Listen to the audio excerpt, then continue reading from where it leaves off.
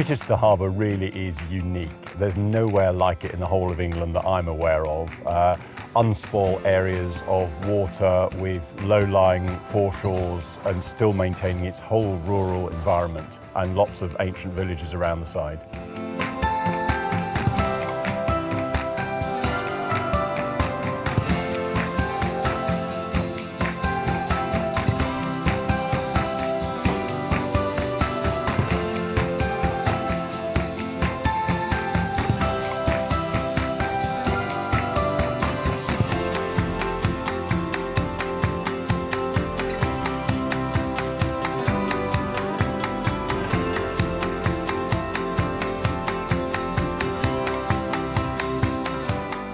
The relationship between the Friends of Chichester Harbour and the Harbour Conservancy is at the heart of everything we do. Conservation work parties were really set up to provide active support to the Harbour Conservancy. The Conservancy's own rangers are brilliant, but of course are limited in numbers. We've managed to provide in this last year 38 work parties to support the efforts that the Conservancy does. This is an area of outstanding natural beauty, so we have a management plan in place to help us keep it looking as lovely as possible and making sure that it's accessible. So that requires a lot of different maintenance tasks and management tasks. So what we do is we plan activities all through the year, and because we've got this group of volunteers, we know that we can deliver that management plan. So we do rely on them, and they are invaluable to us.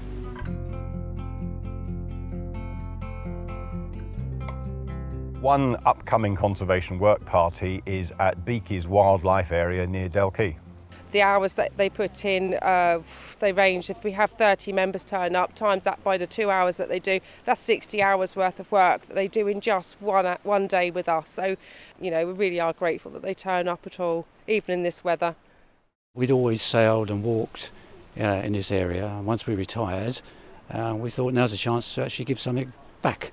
In Beaky's we try to keep the footpaths clear, keep the stinging nettles back, keep all the boards clear for the children, make sure they've got space to move around and somewhere to sit and have their lessons. The work parties are organised by the Conservancy's employed rangers, and we ended up with a pretty unique problem last year where we had more people turning up for the work parties than the rangers could manage.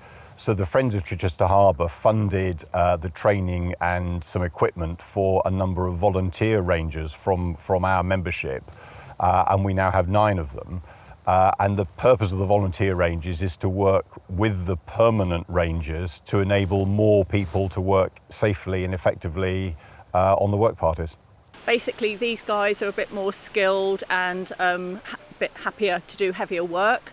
So what we do with those, if we call them ad hoc tasks, we call them in and get them to do standalone tasks, obviously separate to the work parties that the other volunteers do. So if there was an emergency or some repair work, we know we've got another group of people that can come along. Also, they help on the weekly work parties. So they're on a rota system. So 2 of them are rotated in every week to help with just keeping an eye on such a large group of volunteers, make sure they're all safe and they all know what they need to do. Fantastic idea is to get these guys in. They're not replacing us, they're helping us, and we couldn't do without these guys either. And they're always eager and willing to give us a hand, and I know that I can just rely on them. You know, whatever we use them for is really, really valuable. We'd always enjoyed the harbour. We saw it as a way of making sure that it stayed as good as it always was, and to help to maintain it. It is nice to work with the rangers as well, because I've never had a manual job, and here I am now doing sort of heavy labour, if you want, but we're a good team and we all work together under the supervision of the rangers, of course. We are the envy of other organisations, and I often get asked what the reason for our success is with our volunteers and our work parties, because we seem to achieve so much in such a short amount of time.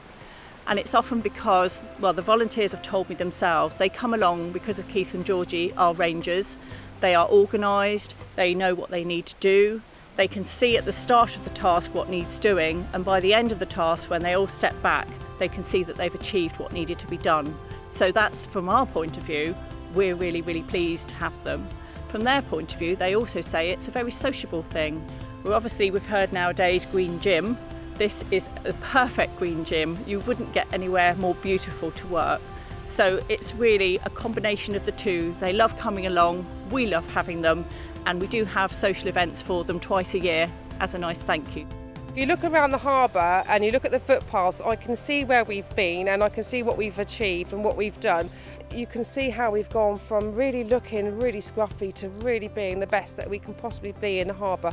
So not far from here is Salterns Copse, and there's a path that goes right the way through the copse. And over a period of weeks, we laid a footpath all the way through. And now I'm very proud to walk along that footpath from Fishbourne into the marina, thinking, I hope to do this, so that's good. Because I've probably spent most of my life in an office until I retired, it's just absolutely brilliant to be outside all the time. That's why we do so many tasks, because it's just so nice working outside.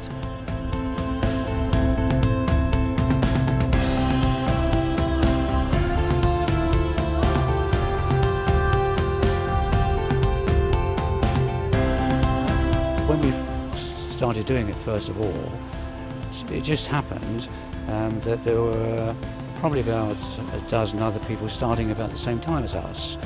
And we've now become all firm friends, and we meet socially outside of the work party. The work of the conservation work parties really is wonderful. I think many charities collect money and give to projects. I don't think there are very many charities that have 30, 40 people turning out week on week to do physical work for the good of the environment, and I just think it's a wonderful thing that we have.